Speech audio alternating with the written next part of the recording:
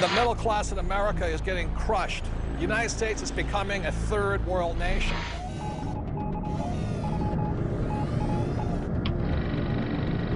We're now at the most critical juncture in all of humanity. This is the year and next year of the commercial crash. This is going to be the biggest wealth transfer in my lifetime. All the more reason to protect your assets. What they're always trying to do is predict, and I think the word is preparation. Most people throughout the world are not financially educated. The whole world is based on debt. You can count on the government destroying the dollar. You're really that worried about Goldman Sachs and Lehman Brothers? Yes. I'm afraid the Federal Reserve will eventually or come close to bailing them out. That's what I'm concerned about. And that young lady who says the taxpayers are not in trouble, who's going to pay for that bailout again as the taxpayer? That's where this whole thing started, with playing games with your money.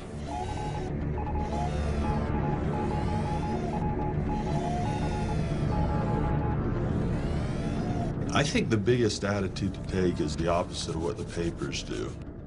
Money does not start in your hands. Money actually starts in your head. And so what people have are these age-old, industrial-age beliefs, you know, sacred cows such as go to school. Everybody says, yeah, you got to go to school, but you don't learn anything about money.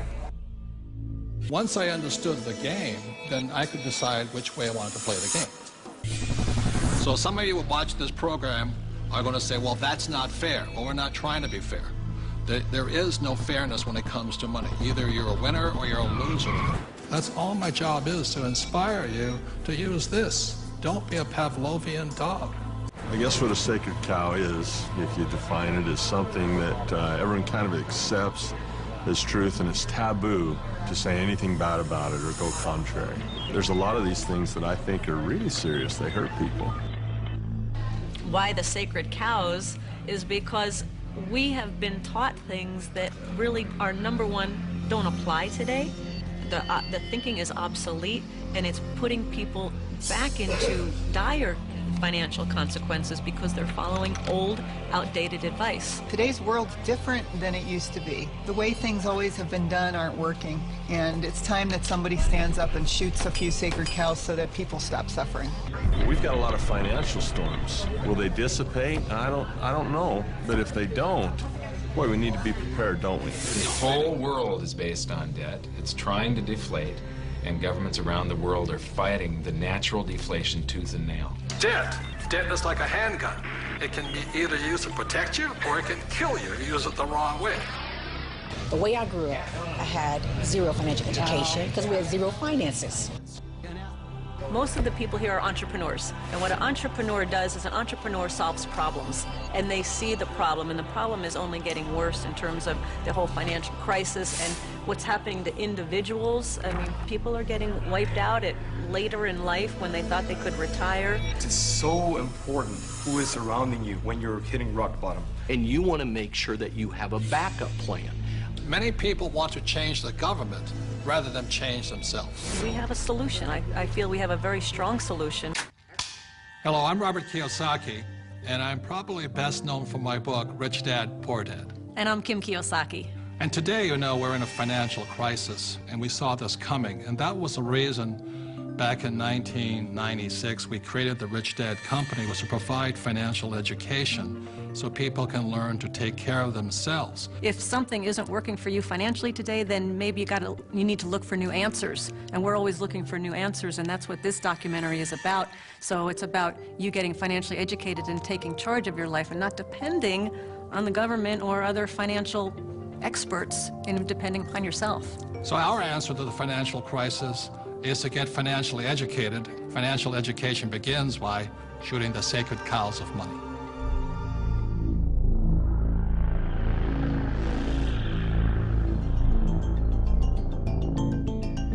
Hello, I'm Robert Kiyosaki. I'd like to introduce you to my team. In actuality, the Rich Dad Company has thousands of people all over the world working with us or for us. But these people are the core of my team. They're friends, most are entrepreneurs, and they're my advisors. Many have written the Rich Dad Advisors books. Most of us know what a soccer team looks like, or an American football team, or a baseball team. In business, successful people have great teams because business is a team sport. And one of the reasons so many people hurt financially is they're individuals playing against massive teams like big banks and things like this. So if you're going to be successful, you have to have a great team, great partners, great friends. The mission is to change people's lives through financial education, because most of us are entrepreneurs. We run our own companies. And as you know, right now the world is in a massive financial crisis. And for many people, they woke up to the crisis around 2007 when the subprime mess hit.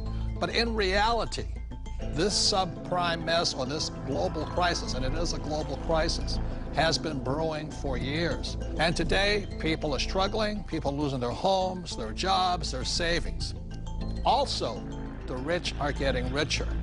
So what this program is about is why people are struggling and what you can do personally to not be one of the victims of this crisis, because it is a global crisis. Time out. You need to know the 5 elements of financial education. Element number 1 is history. There are many interesting dates, but in 1913, the Federal Reserve Bank was created. Also of importance in 1913, the Internal Revenue Service was created, so they could tax us. You see, they had to tax us if they were going to print money. Date number 2 that's very important is in 1971. In 1971, President Richard Nixon took us off the gold standard. That is crucial because after 1971, money stopped being money. It started becoming a currency which was backed by debt. And one of the reasons we're in this massive financial crisis today is because after 1971, the Federal Reserve Bank could print as much money as it wanted. And in 1974, the rules of retirement changed. And that's why today so many people of my generation are afraid of running out of money during retirement. And element number 2 is taxes.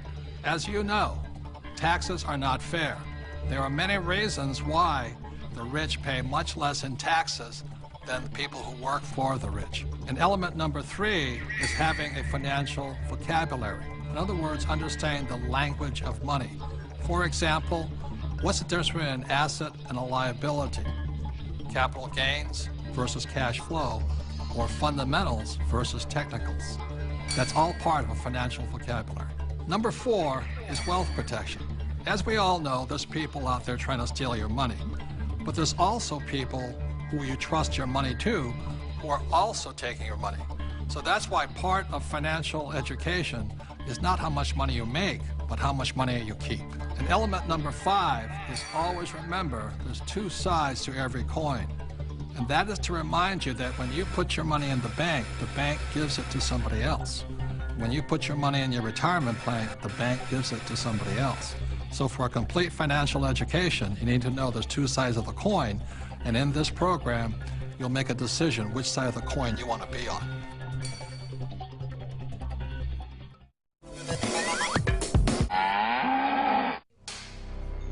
But one of the biggest sacred cows of all is go to school.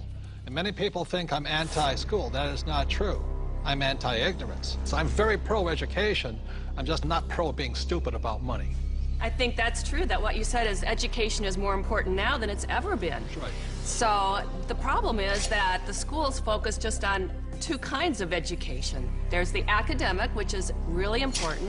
Reading, writing, arithmetic, you need to have it, that's basic. And the second type of education they give is the professional kind of education. So if you want to be a lawyer or an accountant or a teacher, then you need to go to school and get those certifications. But the one kind of education that's lacking severely in the school system as it stands is financial education. Time out. An important part of financial education is having a financial statement, which is an income statement and a balance sheet. Now, when you go to your banker always asks you for your financial statement, not your report card, because your financial statement is your report card once you leave school. Your financial statement will tell you whether or not you're smart with money or not smart with money, because that financial statement is your report card of your financial intelligence. I put on my Facebook one day that we need to teach our children financial education, and I received a comment back from a teacher that said, who's going to pay for it? We're all going to pay for it if we don't start educating our children in school. This is a very hot subject, but our schools are training people to be employees, to work for the rich. The second thing I don't like about school is how dare they label a kid as smart or stupid at an early age. The reason I'm sensitive to that is because I was labeled stupid right off the start. And it wasn't that I was stupid. I was bored, and I was not interested, and it was none of the subjects I wanted, and nobody could tell me how I was going to use calculus. I kept asking my teacher, how am I going to use calculus? And they couldn't tell me. Are they training to be an employee, or are they training to be street smarts? See, my poor dad was school smart, my rich dad was street smarts, and I'd rather be street smart today. Well, there's a total lack of practical education is really what you're talking about. And I found that. I'm an accountant. I have a master's degree. And you're an A student, right? And I'm an A student. We'll forgive you. So, thank you. But when I went to school, the only financial education I got was specific to my profession. Okay, there was no general financial education. I could have gone all through, gotten a master's degree, got a PhD in my field without any specific financial education about how to handle myself once I got out of school. Right, and people say to me, well, I learned economics in school. Is economics financial education? Not really. You know, it's not about investing, it's not about the laws, it's not about taxes, it's not about history. Well, Robert, as a lawyer, I see all sorts of people walk through the door. And some are highly educated, and some have no education at all, but like you said, they're street smart. And the first time I saw this type of client, I thought, wow, he's doing pretty well. He didn't go to college, but he's got all this real estate. And then there's a pattern that develops where you see a lot of people who never went to college, but are street smart and have done very well. I can just say, just talking to a woman the other day, she's a just as you're saying, highly successful doctor. Very, very successful. Medical doctor, very smart in so many ways, but when we were talking, she finally looked at me and she said, oh my God, she goes, I have not a clue about my money. She's 45 years old, not a clue. And you think that because they're successful, they know something about money. But so many people don't, because so many of us haven't had the education. School puts us in a culture of dependence. We depend on three things. We depend on a corporation to take care of us, or we depend on government to take care of us. And the scary one, I think, is we depend on institutions. You know, the people we run our 401ks to take care of us. Stock market. And we put ourselves, we rob ourselves of the independence to think freely as entrepreneurs or investors, and we just become dependent on those three entities. And it's brutal. And Mr. Maloney, you never finished school, did you? No. I failed school, but more than that, school failed me. I was dyslexic. They didn't know what it was back then, but basically, I was just like you, bored stiff. I got put in all the remedial classes, so I was in with the dumb kids, basically. They weren't teaching me anything I wanted to learn or anything that I would ever use in my lifetime. And the reason I bring up Michael, most people agree he's probably the smartest guy on this team.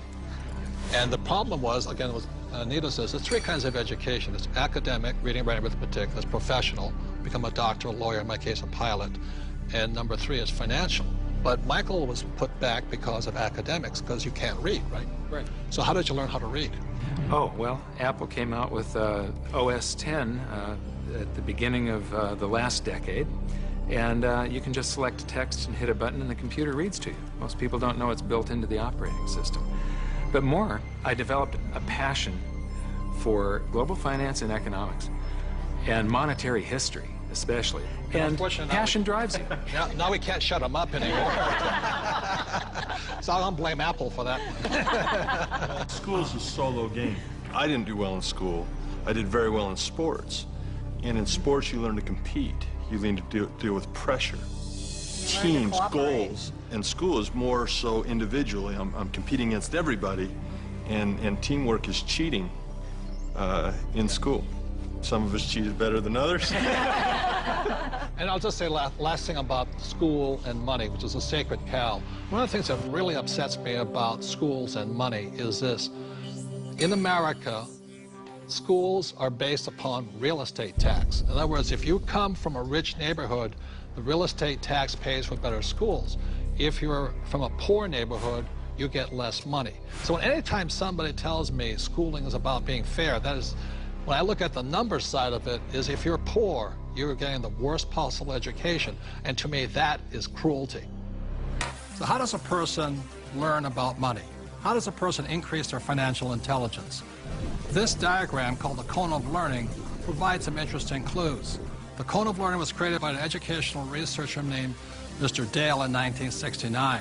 And what he found is that the worst way to learn is by reading or listening to lecture. And the best way to learn is at the top, which is simulations or games, and then doing the real thing. The interesting thing is my poor dad, who was good at school, thought that reading and lecture was the best way to learn. My rich dad taught me to be a rich man at the top of the cone. He taught me using the game Monopoly.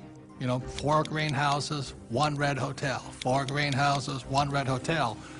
And then we went out and did the real thing. So one of the ways, if you want to learn without much risk, is by simulations, play games. The reason my wife and I created the cash flow game was so that you could play and learn physically, mentally, emotionally, but make a lot of mistakes with play money.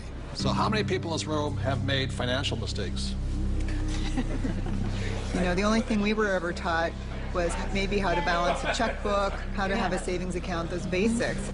Financial education is like learning another language. Yeah. You know, when you learn real estate, it's a different language than stocks. It's a different than entrepreneurship or commodities, oil or gold. I say this all the time in Mexico. If you learn English, you can do business with the whole world. When you learn to speak the language of money, it opens up a whole new world. Yeah. And unfortunately, in our school systems, we don't teach the language of money. We teach people the language of becoming a doctor, lawyer, or an employee. And the next sacred cow is get a job, or go to school and get a job. Now, the problem with getting a job is, who do you think pays the most taxes? The owner of the business or the worker? To that, I'll turn to my accountant here, Tom. Well, it's clearly the employee who's paying the most taxes. And you know, I started as an employee right out of school, and I was paying high taxes. Even though my job is to reduce taxes, I was paying high taxes. And then I started, I know, ironic, isn't it? and then about 15 years ago, I started my own business. I started my own CPA firm, and I was now self-employed, and I was even paying more taxes. So it wasn't until I started acting like a bigger business and was really a significant sized business that I started paying less taxes. And it's because it's the business owners, and it's the entrepreneurs, and it's the investors, the active investors, that really pay the least amount of taxes. Time out. During this program, you'll hear a lot about E, S, B, and I, also known as the cash flow quadrant. E stands for employee. Employees have a job. S stands for self-employed, small business, or specialist, like a doctor or lawyer. These people own a job. B stands for big business, 500 employees or more, and these people have other people working for them. And I stands for an investor, and investors have their money work for them. Now, my poor dad always said to me, go to school and get a job, and he wanted to become an employee or a specialist like a doctor or a lawyer. My rich dad said, if you want to be rich, you have to be on the business owner or the I side. And that's the difference between my rich dad and my poor dad. If you look at the cash flow quadrant, you have the E, S, B, and I. The people that go to school are on the E and the S side.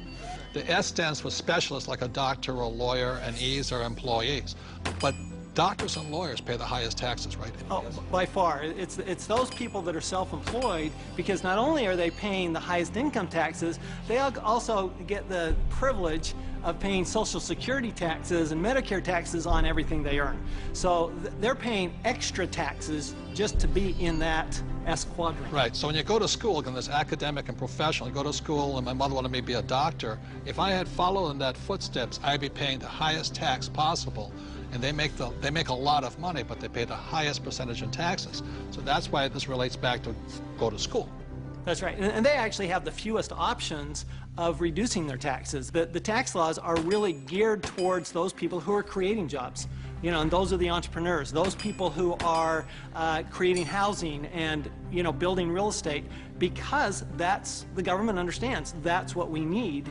You know, we want the private sector to do that, and so we're rewarded for doing what the government wants us to do. And that's really all the tax law is. It's a system of rewards for people, what the government wants you to do.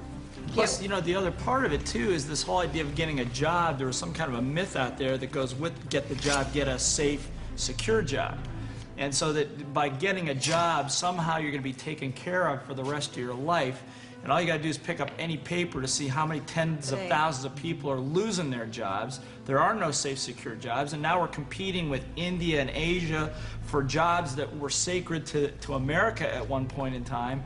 So this whole idea of having a job that was secure is probably the most insecure thing you could be doing right now. The idea of a secure job is an industrial age idea. Exactly. The only option is put into your head is go get a job.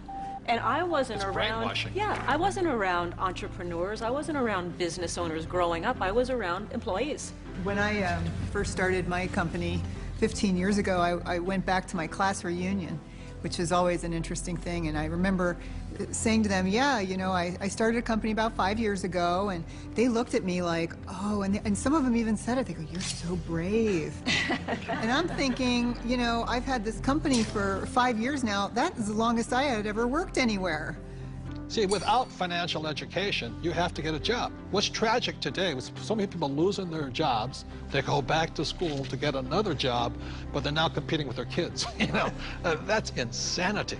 So we're not saying jobs are bad. We're just saying as entrepreneurs, our job is to create jobs. The government doesn't really create jobs. They need more entrepreneurs. I didn't even know there was another option growing up. I didn't know there was another option. I didn't know. I thought all you could do was get a job. So again, it's not right or wrong to be an employee, but I'd like to know what my options are. Right, because when you were in school, did they say, go to school, get your diploma so you can become an entrepreneur? No. I mean, you'll never hear that in the school system. No, they said work your way up the ladder, get the bigger paycheck, get a better job, higher pay. But you're right, job is the only option that you'll hear in school as a rule. And job stands for just over broke, you know? Well, to me, the real issue with the job is it's the highest risk profession you can have because you only have one client. Now, when I started my business 15 years ago, it was after being fired from a job. And what I recognized was that, you know, I had no control over my life because I had one client. That was my employer. Whereas now I have hundreds and thousands of clients. One client fires me, it's not the end of the world. You know, now my risk has gone down considerably, almost to nothing, where when you have a job, I mean, it's just a high-risk play. Plus, the other thing is you're in complete control. That's the piece that I like. I like being able to, if I lose a client or you're an entrepreneur because nobody would hire you. I'm unemployable, there's no question.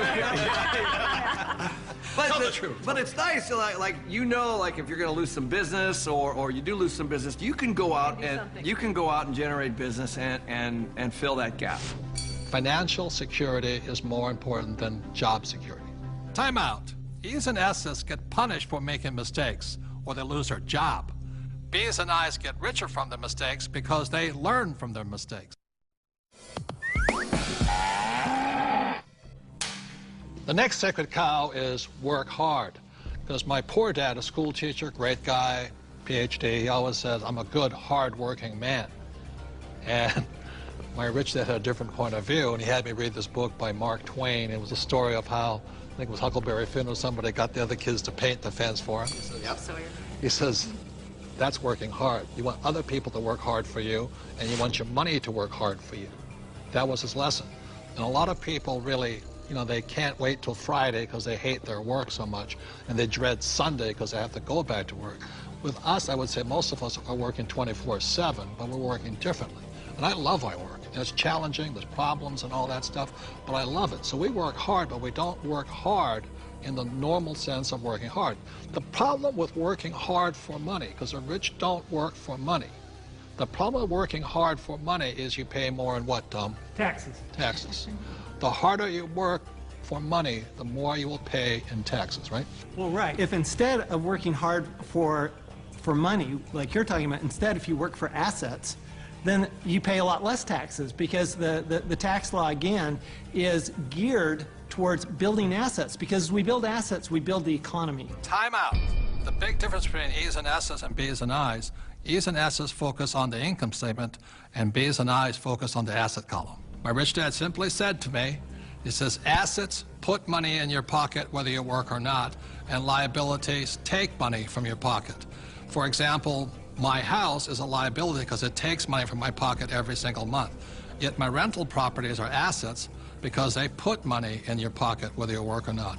One of the reasons so many people are struggling financially today is they're buying liabilities they think are assets. As we build assets, the economy grows, and the employees get benefits also, because now we have more jobs for more employees.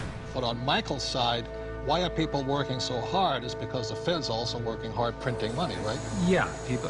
I've got friends that just say, I need to get more hours, or I need to get a second job or something like that. They're working harder to make a few more dollars, but they don't realize that over this entire past decade, the average in real income after inflation has been falling. So the harder people work, the less they're making anyway, because the government and the Federal Reserve, the banking system, they're basically stealing it from them. Can we bring in the bags of coins right now? Thank you. I'm not going to hold that. I'll give you an example. In the year 2000, one gold coin cost $300. So this is $300 in U.S. quarters. Today, in 2010, that same gold coin, it takes $1,100 to buy the same coin. So the reason people have to work so hard to keep up, to keep paying money, is because the value of your dollars are going down. So the insanity of going to get another job, pay more taxes, and work harder, when how many dollars did the Fed print in 2009? From August of 2008 through 2009, they created about 1.5 times more paper dollars than it took 200 previous years to print. So that's why people are working harder, because your money is worth less. And it isn't the coin that changed. People don't understand that it isn't this price going up, it's the value of the dollar falling.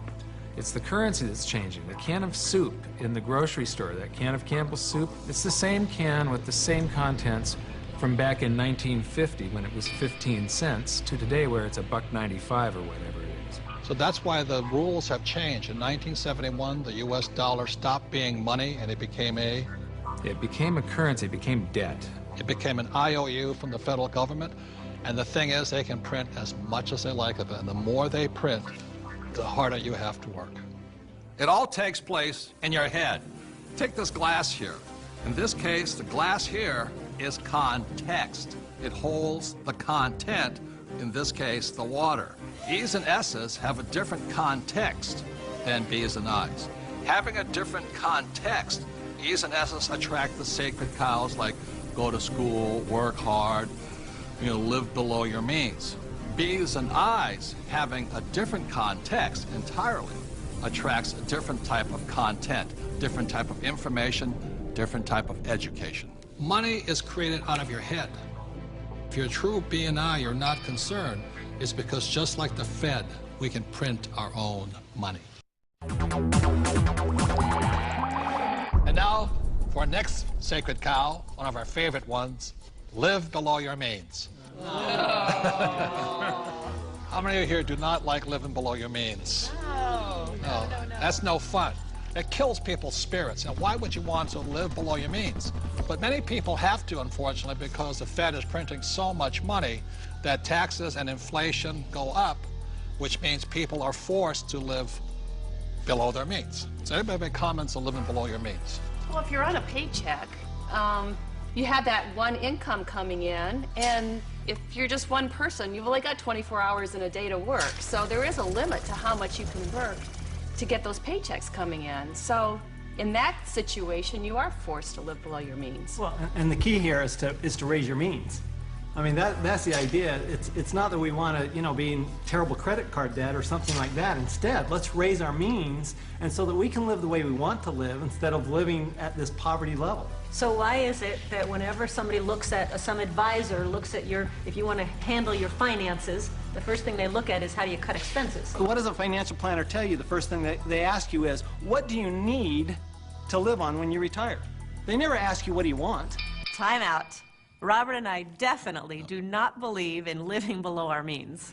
When we met in 1984, we had nothing.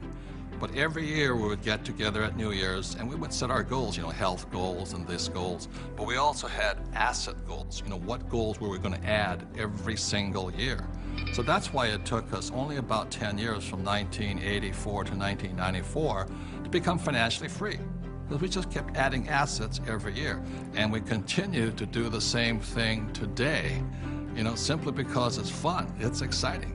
It is. One of the best kept secrets. Getting rich is fun. It is fun. That's a lot of fun. And you know, if we want to buy a luxury, if we want to buy a new car, we first buy an asset. So we buy the asset, and the cash flow from the asset pays for the payment for the car. Yes. So that it's again, never living below your means. It's expanding your means through acquiring assets that give you cash flow that gives us all those good things in life.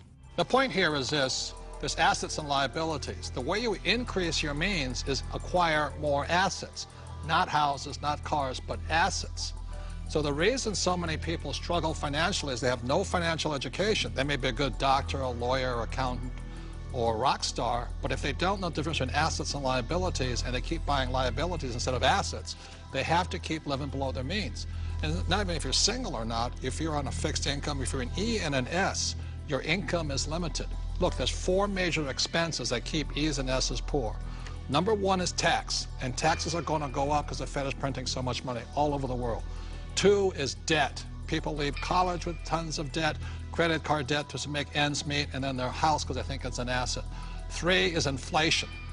Inflation goes up because as taxes go up and prices go up, then inflation goes up. And 4th is retirement. You must put something away for the day you stop working. So those are the 4 main reasons E's and S's, as a general rule, have to live below their means. But if you have financial education and live on the B and the I side, you can increase your means by increasing assets. I think a lot of people accept mediocrity, and in order to be able to grow in business, in order to make more money, you have to step out of that comfort zone and stop being mediocre. Or hoping the government's going to save you. I think live below your means is one of the greatest spirit killers there is. There's a lot of people who like being poor. I'm not making it right or wrong, but that's definitely not what I like to do. And Kim and I, we definitely don't live below our means. No, I definitely do not like living below my means. I've done it when I was in college, you know, and that's because that was exciting times and all. But I get inspired when I have to create. When I get put into a position where I need to create something new, not contract. I want to be bigger than I am, not less than I am. And I think people are being taught to be less than they are instead of inspiring people to be more than you are. Well, and that's the issue with the idea of a budget, right? A budget is all about cutting. It's all about slicing. It's all about being less than you are. Whereas if instead you were looking at something like a strategy, or you're looking at projections into the future, what can I do as opposed to what can't I do? To me, that's the big distinction. Well, and a lot of it comes from fear too. You know, I think people are afraid of their futures. They're not sure where the futures are gonna lead them. So they think, well, I'll live below my means. I'll save. I won't allow myself to have this small luxury, that small luxury. And then, of course, you know, they fall off the wagon. Well, the worst thing is... And then they feel bad about it. Yeah, so the worst thing is they cut back on their expenses and they save money. Right, Mike? That's the worst thing they could do. Right. Depreciating money. It all goes back to the questions you ask. I mean, when you say, I can't afford it, I don't have the money for that, you know, a better question would be, how can I afford it? How can I get the money for that? Expands your mind. And you know, in my community where I grew up, living below your means was pretty much a step up. Being honest. We didn't have any means, and we didn't live, and we didn't know how to live. It was basically survival. And some of the ways we created those means were, of course, by legal definition, illegal. But you know, that was the way we survived, and that was the way we got by. So now, living below your means is something is completely opposite to abundant living, which is what I believe, in my faith, is abundant living. The opposite of that, to me, is not the way that God intended for us to live. So that's why I think it's absolutely criminal our school system does not teach us much about money. And what they do teach us, they tell you put your money in the bank, which means you lose more money, and they talk to a financial planner who puts you in mutual funds. That is not financial education. That is educating people to give more money to the rich. That will also cause you to have to live below your means. Yes. That's right. That's what they're training you to do. Yeah, well, and while you're at it, you're going to be paying more and more taxes because you get no tax benefit for living below your means. And that's the problem. Is they say to a child, go to school and get a job or become a doctor and lawyer. you will pay more than your fair share of taxes, and then you too will have to live below your means. If you're playing defense instead of offense, you're just hiding and trying to play it safe and saving money, and you never manifest. You cannot be who you're supposed to be. I say it's time to get financially educated and take care of yourself.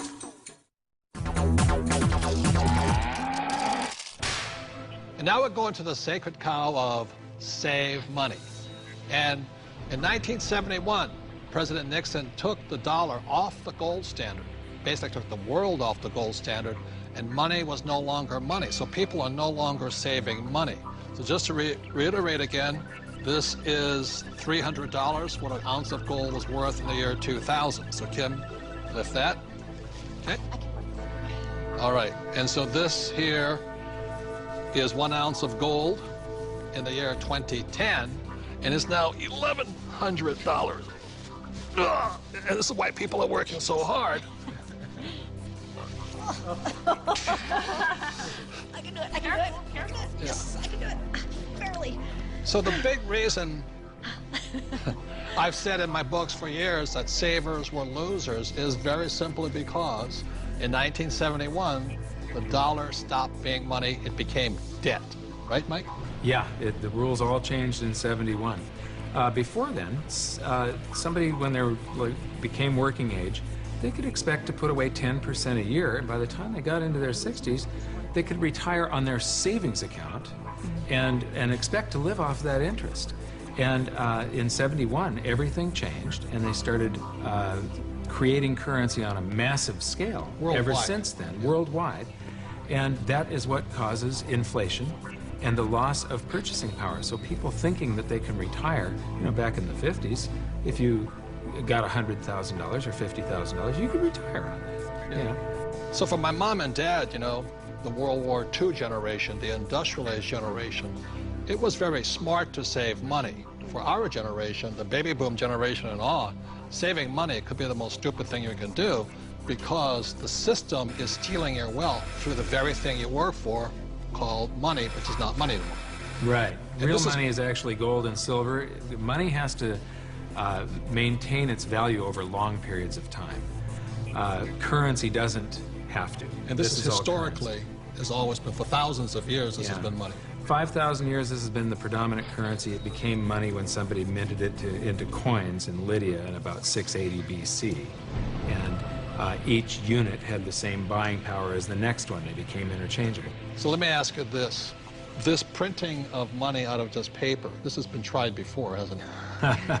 Many, many, many times, and there's always one result.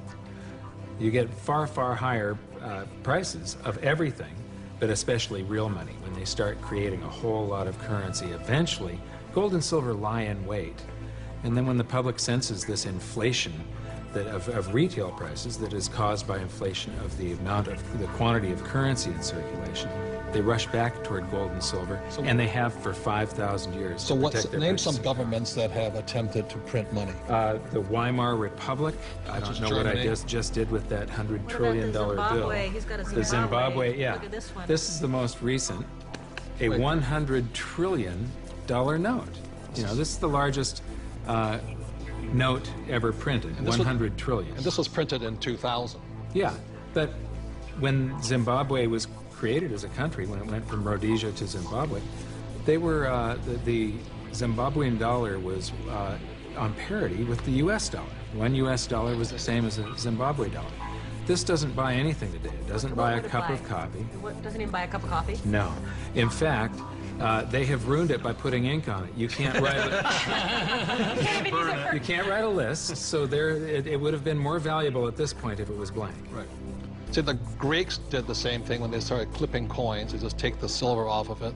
The Romans tried it, the English tried it, the Germans tried it, the Chinese tried it, and now the US is trying it. Yep. And so that's why saving money is probably the biggest mistake you could make right now, because today money is no longer money.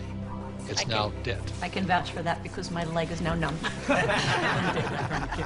So all currencies throughout the world are in trouble, the same way this Zimbabwe dollar is in trouble. And that's the problem with saving money. After 1971, it was no longer money. More than 70% of all the currency on the planet is U.S. dollars. If the U.S. dollar goes, the world goes with it. I'm preparing by getting fully diversified. I buy both gold and silver.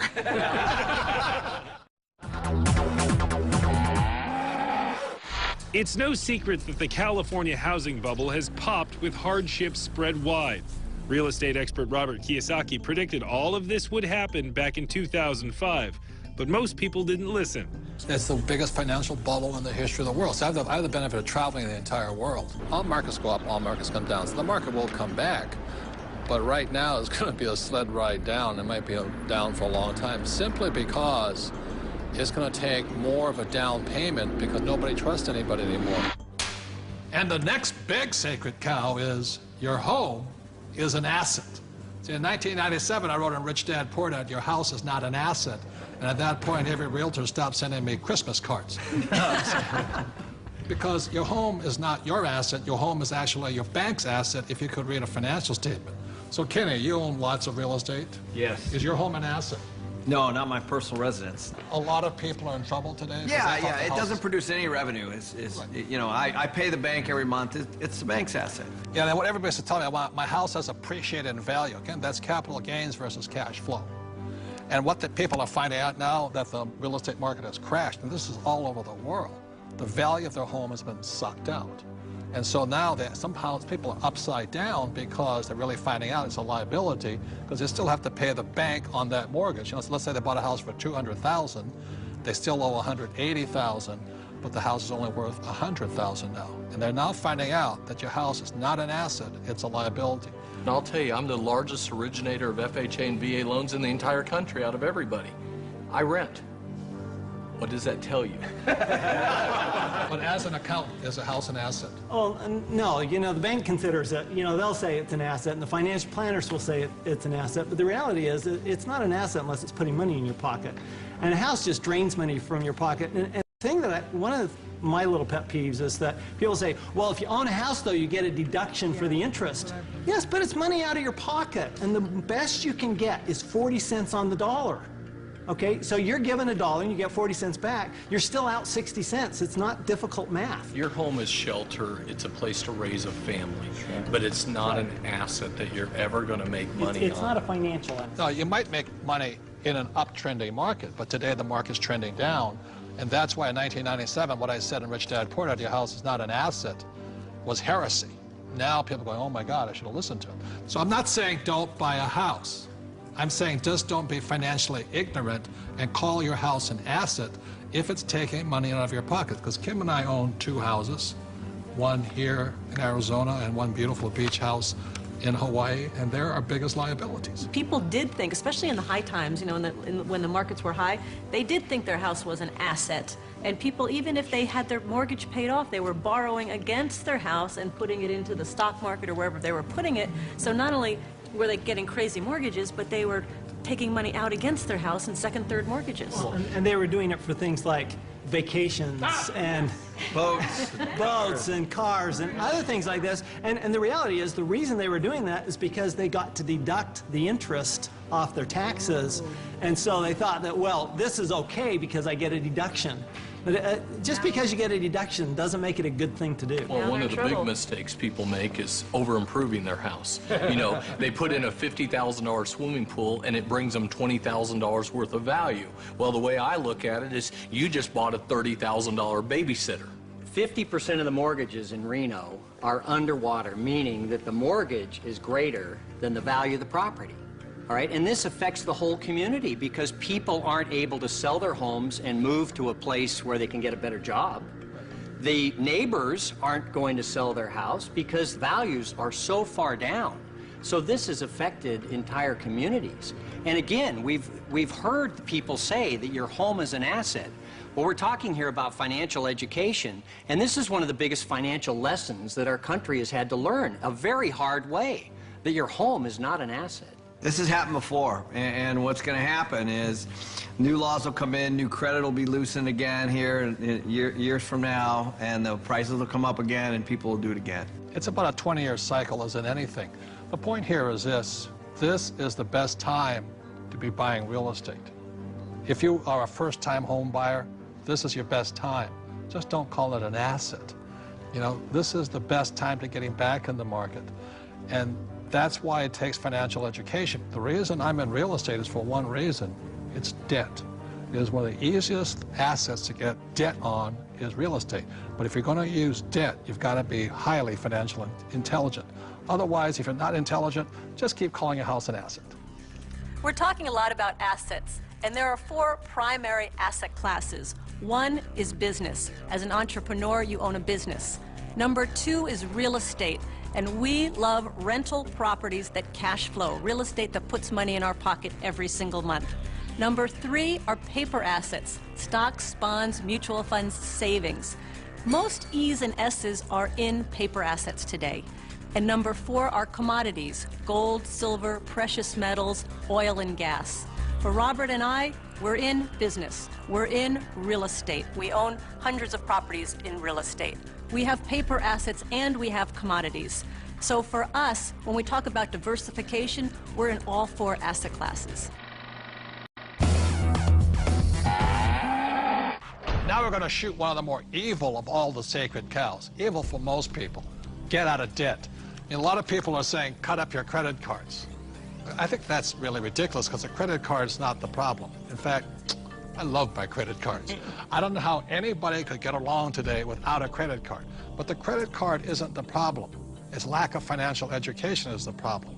The entire currency supply, all of the dollars in existence, require debt. You can't have a dollar without debt. A dollar is just an IOU. It's borrowed into existence either by the government creating a bond which promises to pay interest, you know, you've got to pay out of future taxes, or people create currency by taking out a loan at the bank, fractional reserve lending. Every month there's a payment due on those dollars that you created. Right, and this credit card is a fast way of creating money because there's really no money in this card.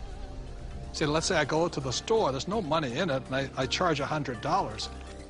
Like magic, $100 is created and it flows into the economy. That's why debt is good. But when you abuse this, that's when we get in trouble. So I think, you know, Mr. Rodney here, you see the horror stories of bad debt, don't you? Yeah, I've seen people walk into my office that make $150,000 a year, but they have $250,000 in credit card debt. You know, let's face it, we live in a credit society, and you do have to have credit. And we have to learn how to survive and thrive in our credit economy that we are. But, you know, people are walking in, and they have this bad debt. They're asking, what do we do with it? Well, number one, you try to pay off the bad debt so you can invest in good debt, which would be real estate. And we love debt, don't we? Yeah, we have a lot of debt. Our real estate that we own is all basically financed with our tenants. So that's what I consider to be good debt. So when we get real estate, you know, we get proper leverage, and it's paid by all the residents who live in all of our projects. Well, and it's not just real estate. Business is the same way. I mean, we can have good debt in business as well, so that the business is paying. We have debt in our business.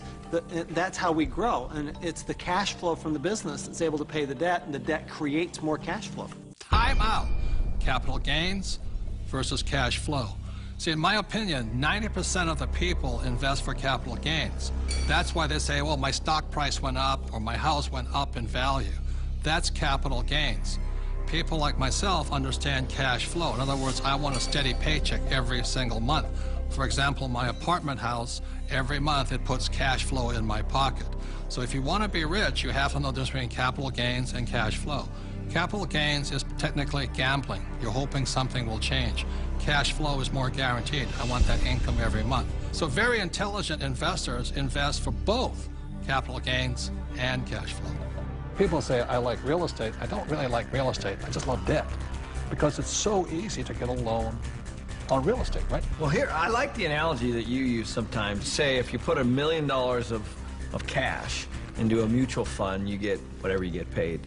But if you put $1 million of it in a down payment, you know, for some kind of a commercial project like we have, you actually buy a $5 million project. Right. So you're actually getting a $5 million asset with $1 million versus $1 million of mutual funds. And so the value you're creating on that real estate is on the $5 million, not the $1 million, by using banks' leverage. And the tax benefits that you get on the real estate isn't on the $1 million either. It's on the $5 million. So you not only increased leverage on your cash flow and on your growth in your asset, but you've also increased your leverage on your taxes. Well, here's what we're doing. You know, we get these loans, the tenants are paying them off. That's the point. Oftentimes people don't look at that. And they're paying it off with after-tax dollars. Yeah, they're moving into our places, they're paying our rent, we're taking that rent, and we're paying our mortgages, and our mortgages are getting paid down to zero. Wait a minute. Ken's talking about these $1 million deals. Let me tell you how I started. I'm somebody that knew absolutely nothing about money or financing or investing, and I began investing with a little 2-bedroom, 1-bath house, and this was back in 1989.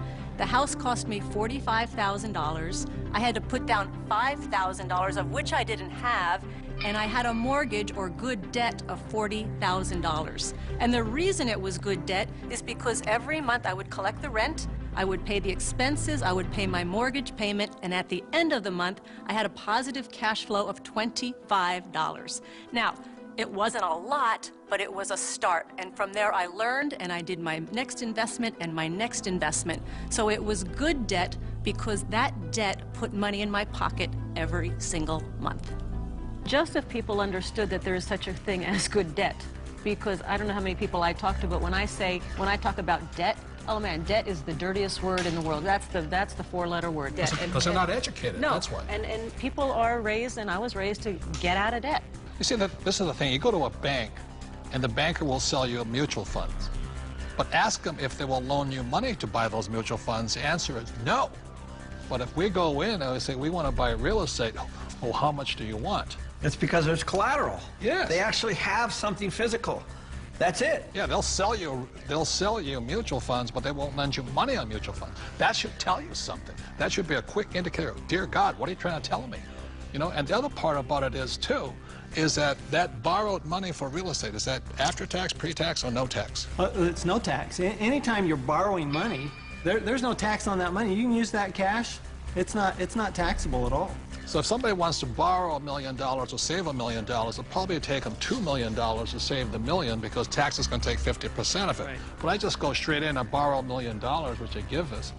It's great money. I love my banker. I'm not saying bankers are bad. They're fabulous because they give us the money. All they want is their interest. We keep all the appreciation, depreciation, amortization. We keep all of it. They're the best partners of all. So I'm not anti-bank and I'm not anti-debt. I'm anti-lack of financial education because there's good debt and there's bad debt. Your rich dad was a tough, tough, tough mentor. But, you know, I think some of the greatest mentors are tough because a really great mentor will push you to go beyond where you think you can go. And that's some of my best mentors. That's what they've done for me. Yeah, and I didn't always listen to my rich dad. I still remember I did the real estate course, you know, and I went running out in Honolulu, and I found this condo, and it was for $64,000, and it didn't cash flow. So I went to see my rich dad, and I said, but it's going to go up in value. In other words, capital gains. He says, never buy anything that goes up. It must cash flow. And I said, no, no, no, it's going to go up. And we argued and argued and argued. And this is what he said to me. He says, if you start investing for capital gains, someday you will lose big time. So that I let that condo go. I didn't pay $64,000. Today it's probably worth $300,000. But I learned a lesson from my coach, my rich dad. If I had gotten into the habit of buying for capital gains, either the price of stocks going up or real estate going up, I might have been wiped out in this crisis. So that's why a coach and a mentor keeps you onto your plan. And helps you create and develop very, very good financial habits. Because if you have poor financial habits as you're in your personal life, you're going to take those into your investment life. So one of the most important things is they will help you develop great financial habits. Because when markets go up, greed sets in, and greed makes people stupid.